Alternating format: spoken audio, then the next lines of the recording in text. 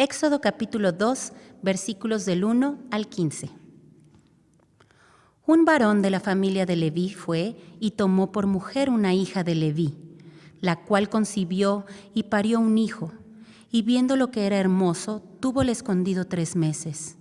Pero no pudiendo ocultarle más tiempo, tomó una arquilla de juncos y calafateóla con pez y betún, y colocó en ella al niño y púsolo en un carrizal a la orilla del río.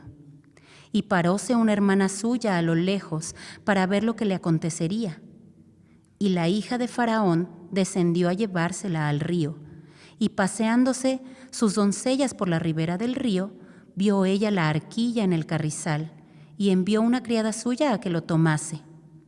Y como la abrió, vio al niño, y he aquí que el niño lloraba, y teniendo compasión de él, dijo: de los niños de los hebreos es este. Entonces su hermana dijo a la hija del Faraón: ¿iré a llamarte un ama de las hebreas para que te críe este niño? Y la hija de Faraón respondió: ve. Entonces fue la doncella y llamó a la madre del niño, a la cual dijo la hija de Faraón: lleva a este niño y críamelo, y yo te lo pagaré. Y la mujer tomó al niño y criólo. Y como creció el niño, ella lo trajo a la hija de Faraón, la cual lo prohijo, y púsole por nombre Moisés, diciendo: porque de las aguas lo saqué. Y en aquellos días acaeció que, crecido ya Moisés, salió a sus hermanos y vio sus cargas, y observó a un egipcio que hería a uno de los hebreos, sus hermanos.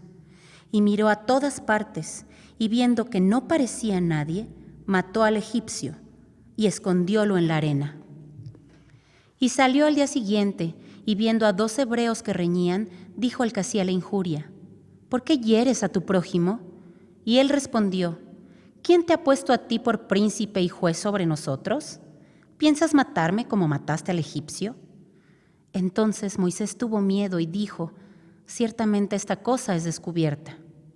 Y oyendo Faraón este negocio, procuró matar a Moisés. Mas Moisés huyó de delante de Faraón y habitó en la tierra de Madián, y sentóse junto a un pozo. Amén. Gracias a Dios que nos permite una vez más abrir su palabra, y vamos a continuar con lo que hemos estado hablando en algunas ocasiones por la tarde, que son aquellos personajes que no son tan conocidos y que estuvieron muy cerca de personajes que leemos y conocemos ampliamente. Vamos a hablar el día de hoy sobre una protectora real que fue la hija de Faraón. Para esto vamos a pedir la dirección de Dios. Señor y Padre nuestro, guíanos en la lectura de tu palabra, en la meditación, y permite que podamos aprender cosas nuevas y podamos tener un crecimiento espiritual para servirte mejor.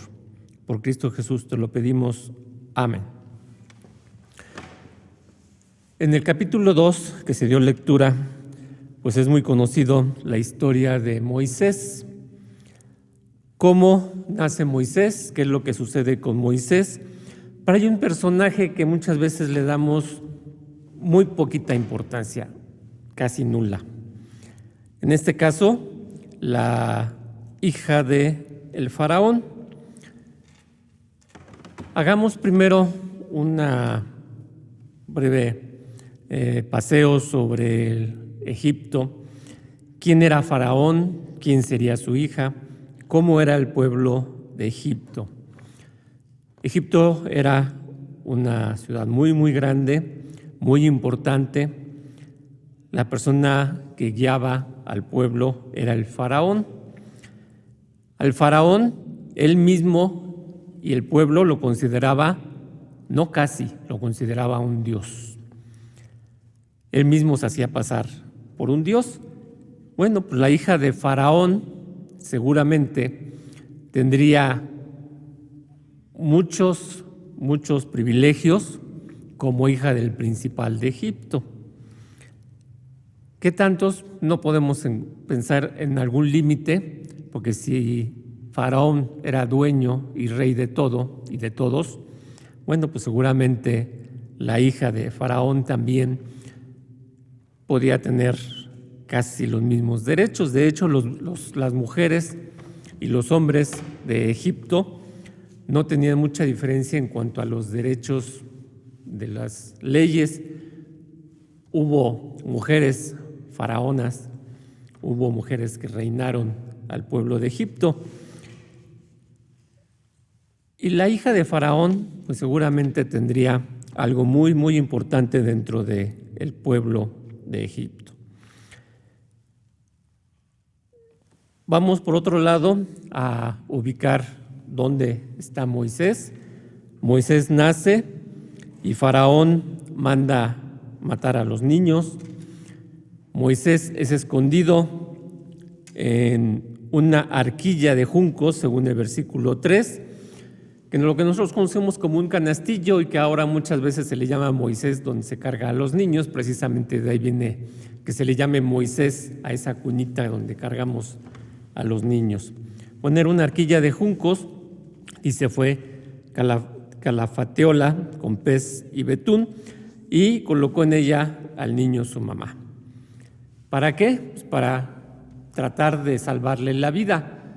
No sabían lo que sucedería después. Simplemente ellas, tratando de salvar al niño, lo que hicieron fue poner al niño. El hecho es que la hija de Faraón llegó en aquel lugar. Dice que la hija de Faraón descendió a lavarse al río. Nosotros humanamente podríamos pensar, bueno, ¿y por qué tenía que bajar al río la hija de Faraón? Si seguramente habría lugares muy buenos y muy especiales para bañarse, para arreglarse dentro de la casa de Faraón. Sin embargo, hay algo aquí muy importante que debemos considerar. El horario de Dios es perfecto. ¿Por qué tenía que bajar la hija de Faraón a lavarse al río en ese momento? Pues porque Dios usa muchas veces a personas que no son de su pueblo para realizar sus planes. Muchas veces nosotros pensamos y queremos y quisiéramos que solamente los hijos de Dios fueran usados por Dios para sus planes. Sin embargo, Dios usa a gente que no es de su pueblo para lograr sus planes. A veces son usados como bendición y otras veces son usados para probar o para castigar al pueblo de Dios. Entonces, Dios tiene sus tiempos exactos. La hija de Faraón bajó al río. También pensemos que el río era el río Nilo el que pasaba ahí, un río muy importante, casi también idolatrado por el pueblo. Entonces era algo muy, muy especial ese río. Y dice que la hija de Faraón se paseaba con sus doncellas por la ribera del río y vio ella la arquilla en el carrizal y envió una criada suya a que la tomase. ¿Qué la llevó también a que ella viera la arquilla y pudiera tener el deseo de ver qué es lo que había dentro de ella? Porque seguramente pues, si estaba una arquilla cerrada, pues no veía ni oía qué había dentro de ella. Entonces vio algo raro y envió a una de sus doncellas, a una de sus criadas, para que la trajese. Y versículo 6, y como la abrió, vio al niño. Eso también nos lleva a pensar, no lo dice la Biblia, pero podemos pensar que la hija de Faraón no tuviera hijos y que por eso al ver al niño, y ver al niño hermoso, porque dice que vio al niño hermoso, que le hizo algo para que ella pudiera criar al niño o pudiera adoptar, en palabras que nosotros conocemos ahora, sería una adopción. La hija de Faraón seguramente hubiera querido tener un hijo. ¿Por qué razones no menciona? Sin embargo, aquí hay un niño que se presenta y la hija de Faraón lo toma para adoptarlo. Hemos mencionado que las mujeres, no tenían lugar tan diferente como los hombres, y seguramente como la hija de Faraón podía tomar decisiones que nadie le discutiría ni nadie le preguntaría. Entonces ella toma al niño para adoptarlo. ¿Qué hace? Pues dice la hija de Faraón: lleva a este niño y críamelo y yo te lo pagaré. En el versículo anterior, dice: y la hija de Faraón respondió: ve. Entonces fue la doncella y llamó a la madre del niño. Dios provee y pone las cosas en su momento. ¿A quién llamó para que criara al niño? A la propia madre de Moisés. Y versículo 9, y le dijo: lleva este niño, críamelo y yo te lo pagaré. Y la mujer tomó al niño y criólo. Aparte de salvar a su hijo, le estaban pagando para criarlo. ¿Cómo hubiera sido esa paga?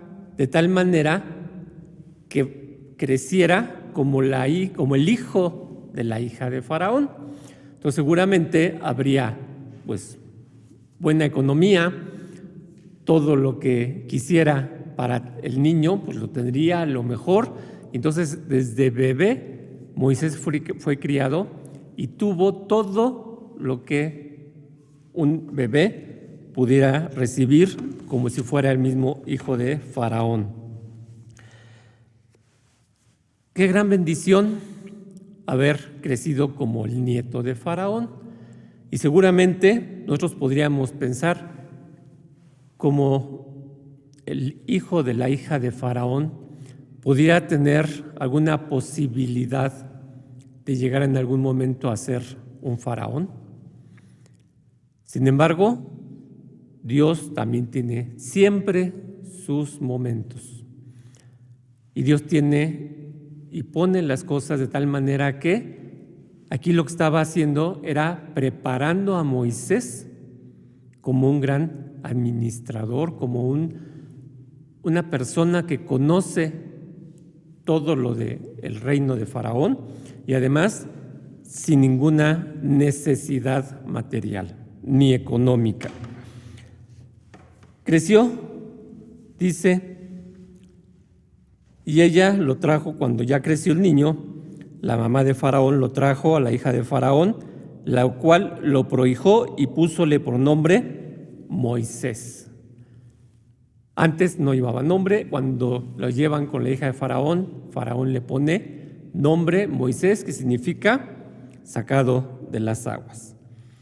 Dice: porque de las aguas lo saqué. ¿Cuántos años vivió Moisés como hijo de Faraón o como hijo de la hija de Faraón? Bueno, fueron 40 años que se preparó Moisés.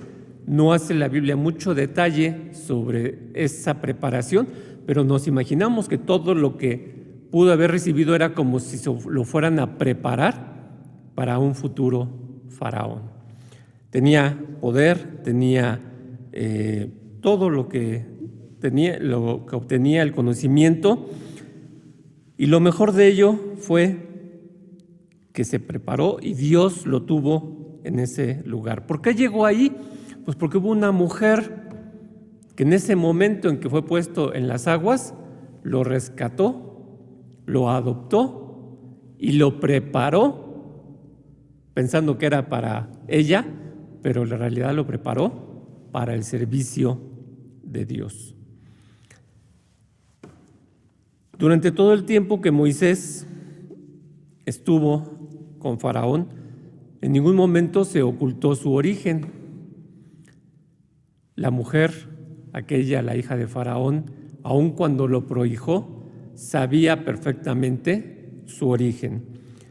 ¿Cómo lo sabemos? Bueno, en el versículo 11 menciona: y en aquellos días acaeció que crecido ya Moisés, salió a sus hermanos y vio sus cargas y observó a un egipcio que hería a uno de los hebreos, sus hermanos. Entonces, Moisés sabía que los hebreos eran sus hermanos, aun cuando él vivía dentro de la casa de Faraón. No podemos negar que Dios usa otros medios que nosotros desconocemos, pero que para Dios solamente son conocidos. Dice el Salmo 119, el versículo 91, ya para concluir.